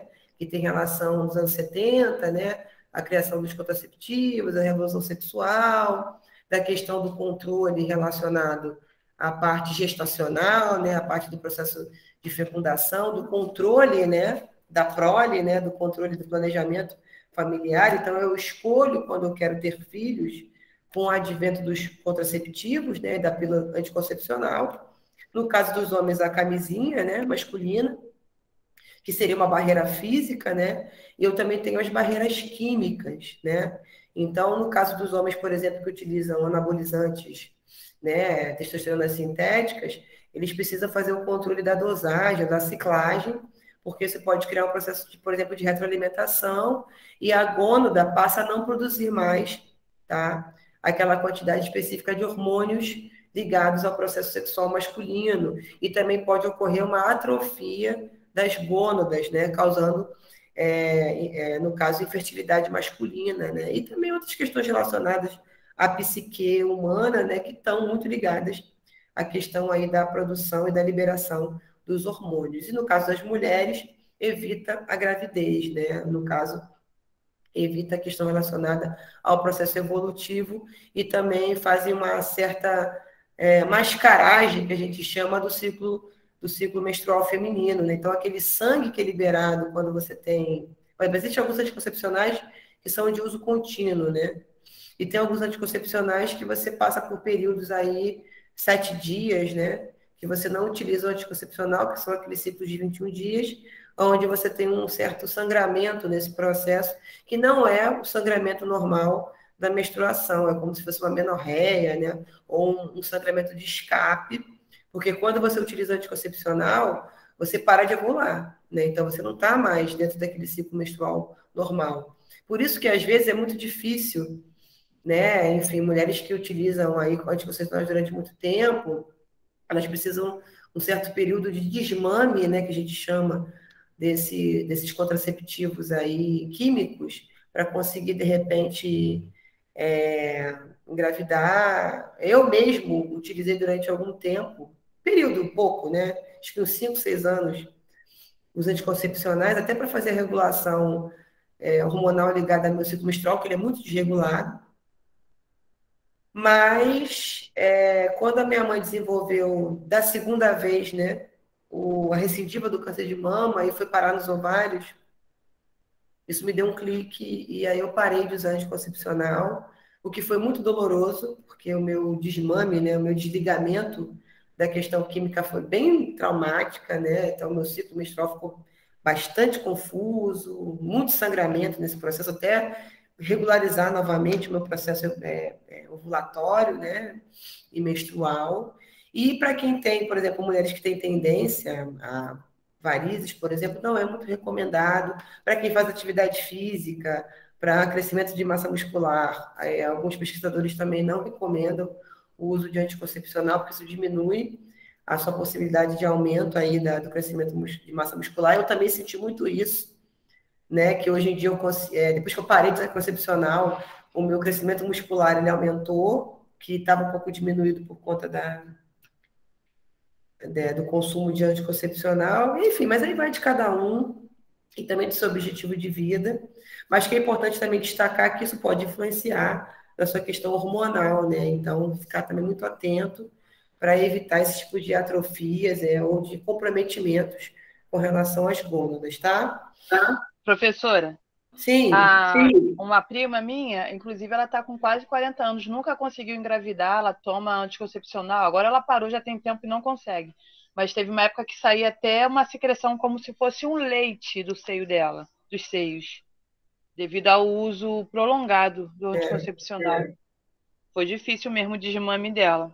É difícil, Assim, é claro que eu não vou dizer para você que não use, não utilize, porque eu acho que cada mulher tem o direito, enfim, de controlar a sua questão biológica, né? E tem mulheres que, de repente, conseguem conviver bem com esses aditivos hormonais sintéticos tranquilamente. Eu, infelizmente, não tive, como também o caso da sua prima, não tive um bom desempenho. Uma época eu pensei em botar DIU também, mas é isso, né, gente? Eu também já estou com 40 anos, quase 41. Existe toda uma complicação relacionada também à questão do DIU. Tem mulheres que se adaptam bem. Eu acho que talvez eu não ia me adaptar bem ao DIU, então eu prefiro os contraceptivos usuais, de barreira, que também são super eficazes, enfim. Então, com relação à questão do meu planejamento, o meu controle, enfim, biológico controle, qual é o nome? De natalidade, né, que a gente chama, mas isso vai de cada um.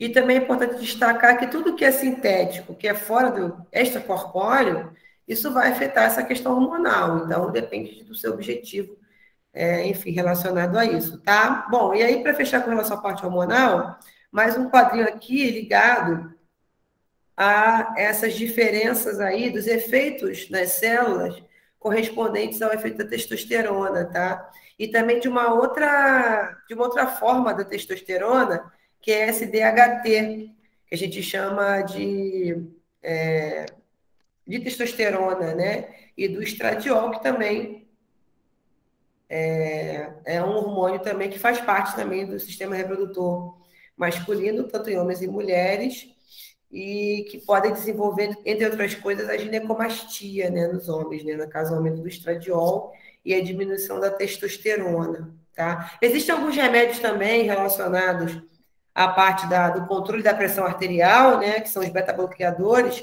que também podem causar, enfim, impotência sexual, né? Enfim, tem alguns homens que não gostam de utilizar essas medicações aí para controle da pressão arterial, porque pode afetar a sua questão excitatória, né? A questão da ereção sexual, pode causar impotência. Tem os implantes também, que podem auxiliar nesse processo. O tal do Viagra também, que até eu acho que foi a Pfizer que produziu essa medicação, que a princípio era medicação para impotentes sexuais, que depois muita gente começou a utilizar para aumentar, né, o tempo de ereção do pênis. Então, com relação à testosterona, né, nesse quadro a gente vê aqui com relação aí à formação do pênis, do escroto, né, também estão ligados à parte da uretra, da próstata, do epidídimo, do canal deferente, regiões modulatórias aí dessa dihidrotestosterona, né, desse HT, relacionados aí à supressão da retroalimentação da secreção das gonadotrofinas. A testosterona marca, né, o padrão masculino com relação à questão maxilar, a questão aqui do ocioide, do engrossamento da voz, que é o caso aqui da laringe, o crescimento ósseo, também está relacionada à deposição de gordura visceral, né, da massa muscular, com relação à produção de hemácias, a parte ligada ao LDL, né, que é o Low Density Lipidic, né, que é o bom e o mau colesterol também com relação à testosterona lá no fígado, a produção dos espermatozoides, a produção do sêmen, e aí crescimento da barba, aumento das glândulas sebáceas também, né, os homens normalmente eles transpiram mais, liberam mais gordura, né, também estão ligadas ao aumento da próstata. Então, para você ver como é que a testosterona também ela afeta outras células importantes aí, outras estruturas celulares que não somente fazem parte do sistema reprodutor masculino, tá? Então, gente, para finalizar e para concluir tudo isso, então, essa aula, né, a gente discutiu, né, tanto a parte das estruturas anatômicas que são constituintes desse sistema reprodutor masculino, né, e as suas respectivas funções. Então, para meninos e meninas aí que tinham uma ideia mais ou menos de como é que era agora, vocês têm uma ideia mais robusta, né, mais fundamentada teórica com relação à parte estrutural anatômica e também com relação à parte fisiológica, né, as funções desse sistema reprodutor. Também foi descrito para vocês algumas alterações ligadas à parte anatômica funcional, né, envolvidas ao processo de maturação do sistema reprodutor nessa questão da puberdade, que é esse marco aí que sai do final da infância, né, início da adolescência até o início da fase adulta, né, e também isso vai diminuindo, tá, gente, né, com relação à parte do envelhecimento, essa diminuição da testosterona, desses hormônios androgênicos, tá, e também possíveis anomalias referentes à próstata, né, o aumento das neoplasias que podem estar ligadas aí aos cânceres de próstata. Então, por isso é importante que os homens acima de 50 anos façam o teste, né, o exame do toque, ou exames ligados à parte laboratorial, para identificar algum processo referente a alguma neoplasia, né, na parte da próstata. Deixa eu ver mais aqui. A participação da parte endócrina, da parte nervosa na regulação e coordenação das funções fisiológicas, né? Então, a gente já concluiu, então, disso tudo, que é importante, né, para o bom funcionamento, né, desse sistema, que está relacionado a essa questão integrativa dos demais sistemas fisiológicos no organismo, que são importantes para garantir a fertilidade masculina, né, ou seja, a produção e o amadurecimento, né, dessas células sexuais, né, desses gametas sexuais masculinos, que são os espermatozoides, também no processo ejaculatório, que são fundamentais para a reprodução humana. Tá bom, gente? Eu acho que foi tudo, a gente conseguiu ver tudo super bem. No outro slide também que eu passei para vocês, também tem algumas imagens interessantes, que depois vocês podem acessar. Deixa eu mostrar aqui para vocês. Pode falar, Lohane. O DIU é bom porque tem isso, né? O contraceptivo intrauterino, que a gente chama, né? Ou dispositivo intrauterino, que vai formar uma barreira, né? Deixa eu ver se eu acho aqui o útero aqui para mostrar. Deixa eu parar essa apresentação para poder abrir a outra. Deixa eu achar aqui. Deixa eu compartilhar essa janela aqui com vocês para mostrar a outra parte, né? Eu já deixei para vocês disponível lá na plataforma, que é esse mais completão aqui que eu coloquei para vocês. Tá vendo? Aqui mostra aqui o pênis, a glândula, o prepúcio, parte do saco escrotal, do epidídimo, tá? Ó, tá vendo? Testículos, que é onde eu tenho aí a produção da testosterona, eu tenho o epidídimo, que é a estrutura que armazena, tá vendo? Ó? E que também, dentro do epidídimo, que eu comentei, né, que até o Jota perguntou, é o local onde eu tenho amadurecimento, né? E é lá nesse local, que agora eu lembrei aqui, olhando aqui, que também vai aparecer o flagelo, né? Que é importante para que o espermatozoide consiga nadar. Será que tem aqui uma imagem do espermatozoide? Deixa eu ver aqui. Também já comentei com vocês com relação ao pênis, está vendo? A questão do processo de ereção, dos corpos cavernosos e dos corpos esponjosos. Deixa eu ver se eu acho aqui a imagem. Deixa eu ver se tem aqui do espermatozoide. Aqui achei, ó. Tá vendo? Então, aqui seria o espermatozoide, que tem essa região aqui do corpo celular e o flagelo. E aí eu também tenho nessa região aqui, bem aqui distal, que é literalmente que é a cabeça do espermatozoide. Outro também motivo de curiosidade para vocês, outra informação interessante, é que nessa região aqui, bem no início aqui do espermatozoide, aqui achei, isso que eu queria, ó. Tá vendo? Eu tenho essa região aqui do acrossomo, que é formado aí pelo complexo golgiense. Então, o complexo golgiense, que vocês viram, que é uma organela importante para o processo de empacotamento e liberação de substâncias, ou para dentro da célula, ou para fora da célula, né, do processo de transporte de substâncias, que vocês viram isso na parte de citologia. Então, nessa região aqui, ó, do espermatozoide, que é formado pelo complexo golgiense, ou complexo de Golgi, tá? Eu tenho a formação do acrossomo. E aí, dentro desse acrossomo, eu tenho enzimas importantes aí, e o ácido, que é o ácido hialurônico, tá? Que ele é importante na hora do processo de fecundação, que é a parte mais da embriologia, né?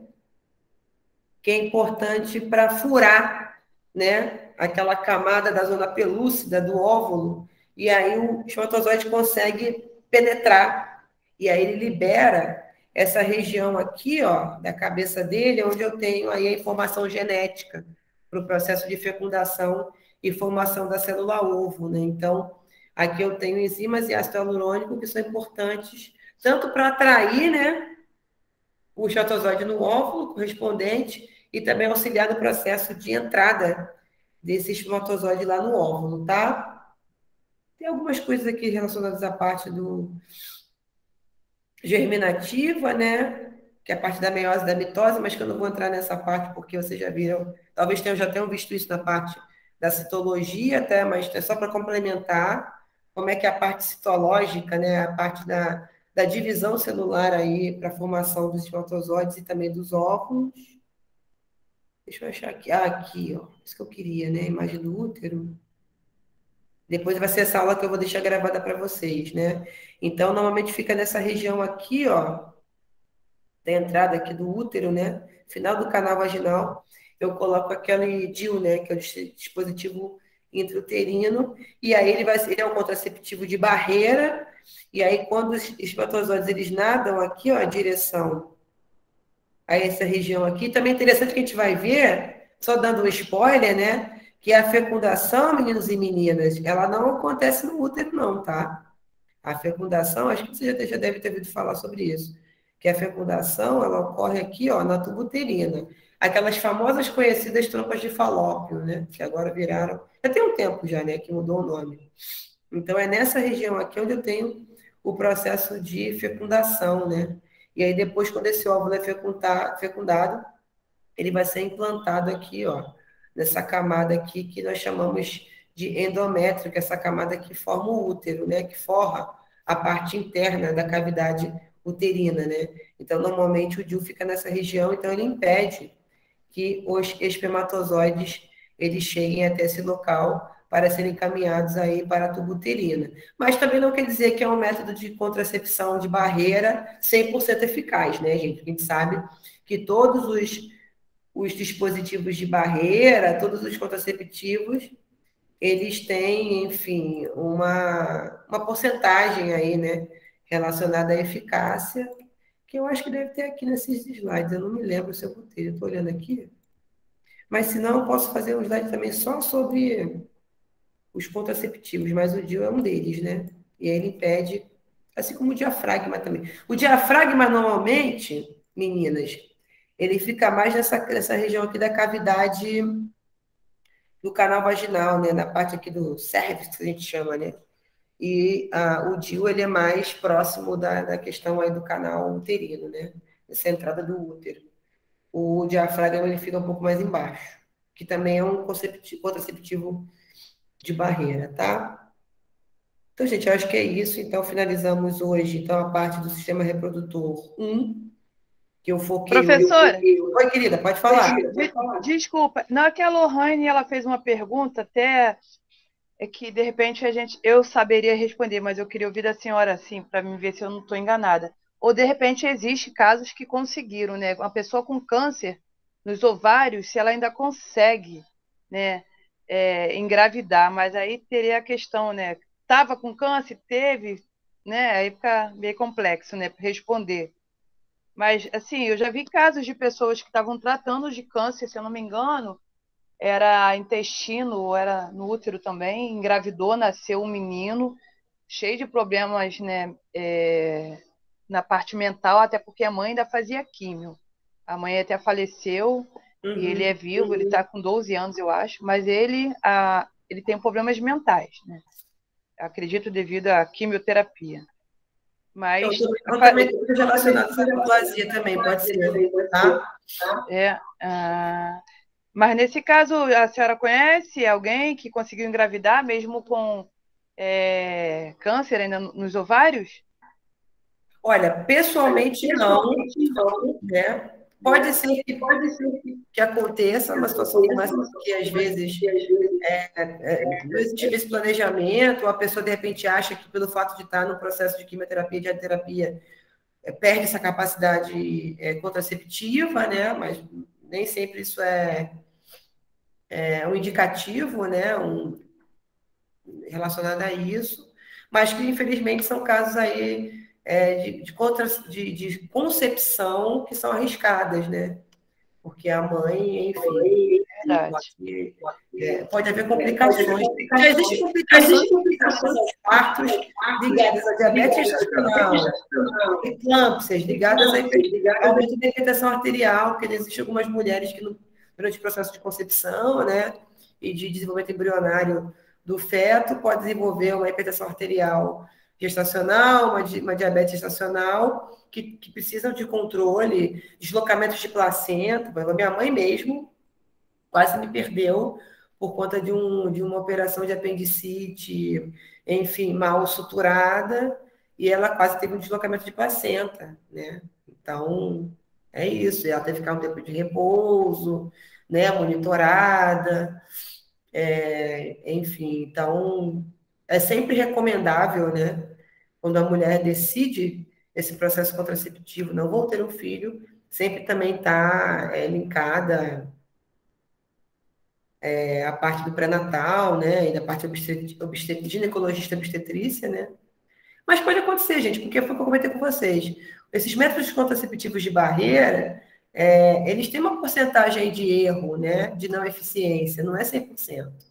Às vezes, naquele 1,999%, 2% pode acontecer no espermatozoide conseguir transpassar a barreira e ocorrer fecundação, e a mulher acabar engravidando mesmo utilizando o DIU ou o diafragma. Tá? Até camisinha mesmo, camisinha feminina, masculina, eventualmente. Os netos. Até os próprios anticoncepcionais. Neles mesmo vem escrito, acho que é 99, alguma coisa por cento de chance, né? Eu conheço duas crianças gêmeos ainda por cima, o Heitor e o Henry, são netos da minha pastora, a mãe deles usava DIU, pelo que eu sei, ela sempre monitorava com ultrassonografia para ver se ele estava bem localizado, e quando ela engravidou, ainda correu o risco de perder, porque teve que fazer a retirada do DIU. Hoje em dia eles estão com 2 anos, às vezes eu até coloco a foto de um deles comigo no status, que um nasceu, parece que ele tem